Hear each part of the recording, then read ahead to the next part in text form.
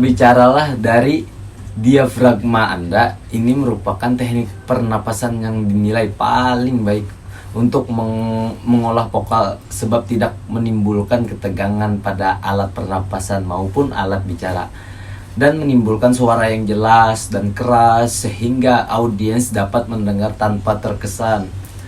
Mengatur nada bicara Anda, improv, nah itu latih artikulasi dan mengucapkan yang tepat di improv. Hafalkan materi Anda, tuliskan materi khutbah Anda berulang-ulang.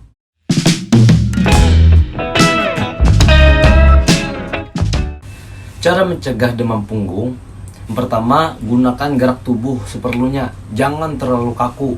Yang kedua, jangan hanya memastikan pikiran pada diri sendiri, melainkan justru pada masalah yang akan disampaikan. Yang ketiga, berpeganglah sekedarnya pada mimbar. Yang keempat, kendorkanlah otot-otot sekitar leher. Yang kelima, anggaplah semua pendengar itu sebagai kawan. Nah, yang keenam, berdoa dan minta doa.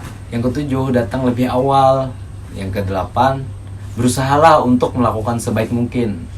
Yang kesembilan, izinkan jika Anda membuat kesalahan. Yang kesepuluh, gunakan kesempatan untuk bisa tenang, senyum, salam dan sapa. Jangan kaku. Bayangkan favoritmu, berselawatlah atau bernyanyi atau melakukan sesuatu yang membuat Anda membuat Anda tenang gitu. Nah, jadi itu harus diperhatikan.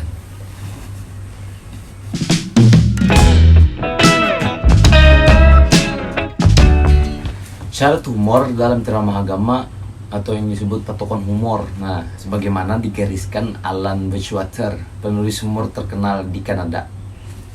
Jadi dia menuliskan sesuai dengan konteks pembicaraan, dapat dimengerti, spontan oleh pendengar. Nah, mampu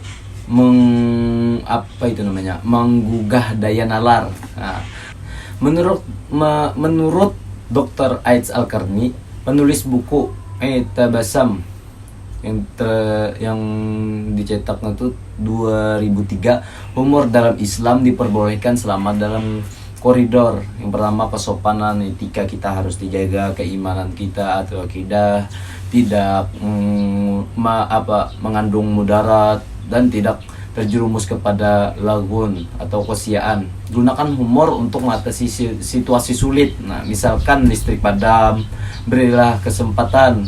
Orang yang kurang yakin pada diri sendiri sering tak berani menunggu hadirin tertawa setelah menceritakan lelucon. Bila Anda tidak memberi kesempatan hadirin untuk tertawa, pasti lelucon itu akan gagal. Nah, beri tanda pada hadirin. Anda harus memberi syarat pada hadirin bahwa Anda bermaksud melucu itu. Nah, bila Anda menceritakan cerita lucu dan muka Anda cemberut, hadirin akan bingung.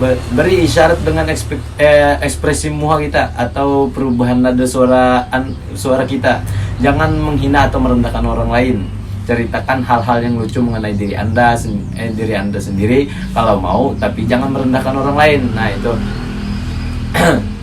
misalkan Anda menghasilkan menceritakan situasi yang lucu tuh kepada hadirin, pasti itu akan gemuruh tertawa, supaya situasi kita saat ceramah agama itu tidak kaku. Nah, itu.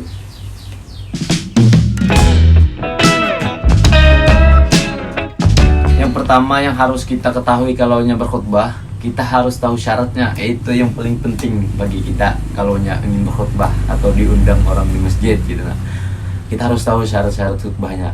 Yang kedua, intonasi kita, bagaimana kita membawakan isi khutbah tersebut. Jadi kita harus bisa mengontrol suasana, bagaimana intonasi suara kita untuk bisa sinkron dengan hadirin yang sholat Jumat.